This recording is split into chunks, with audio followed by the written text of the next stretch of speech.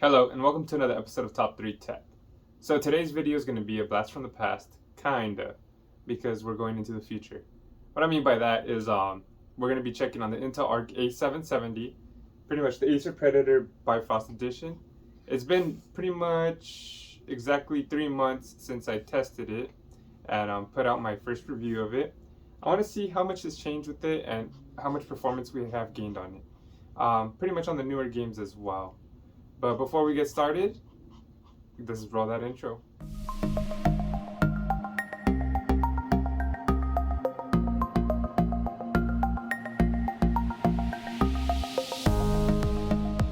So I'm gonna go ahead and start this off by saying that the A750 got a major boost in performance in DirectX 9 games, up to 45%. Unfortunately, I didn't get this card to play older games. I got it to test out newer ones.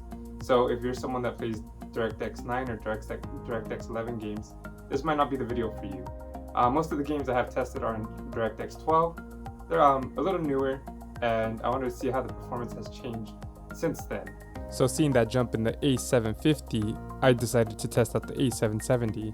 And before I get started with those tests, let me introduce the Top3Tech PC specs. We have the Asus X570 Tough Gaming Plus Wi-Fi motherboard, the Ryzen 7 5800X CPU, 32GB of Corsair Vendors 3200 MHz RAM, and of course we're going to be testing out the Acer Predator Bifrost Intel Arc A770 overclock. The new driver that we are testing today is the 4091 driver. The previous one was the 3490 driver. That's pretty much the day one driver.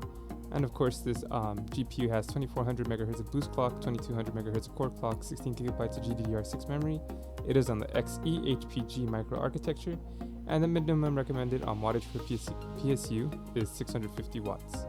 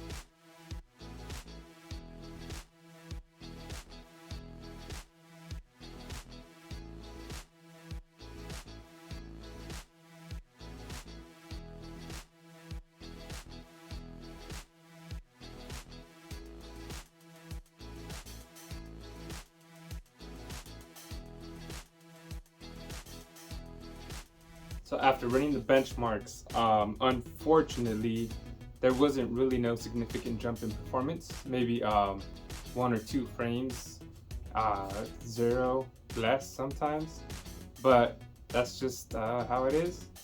Forza Horizon 5 was more stable, and there's still no support for AV1 on OBS, which is kind of sad. That's one of the main features I was looking for with this card,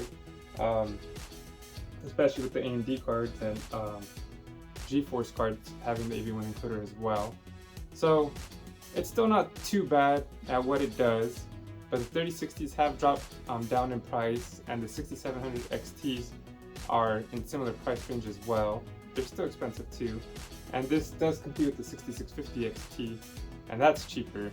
So unless you want to help Intel with their projects, or you really want to play ray tracing at this level, I still don't recommend the Intel Arc A770. I really wish that there was much better jumps in performance, and I'm not too sure when I will make the next video of this. But if you do want to see videos of this card with good performance jumps, you can check out Tech Lab UK's. I'll go ahead and put that in the link, or if I can drop a link in the window. He tests older games, and I'm not really a big fan of testing older games, so that's up to you guys if you want to check that out. But I do appreciate you guys tuning in. Like I said, I wish I had better news. I wish that this had a much better jump in performance. But hey, the games are a little bit more stable. I was able to run Forza Horizon 5, and I appreciate you guys for tuning in. So please hit that like button, and I'll catch you guys later. Peace. Thank you for watching another video from Top3 Entertainment. I hope you hit like and subscribe. Also, I'm going to have a recommended playlist, a recommended video right here, so make sure to click that as well. I appreciate you guys tuning in, whether it be to the Top3Tech, Top3 Gaming, or the Why Not Me podcast. You guys are dope. I hope to see you guys in the next video. And of course, let's grow this thing together. Peace. Peace. Peace.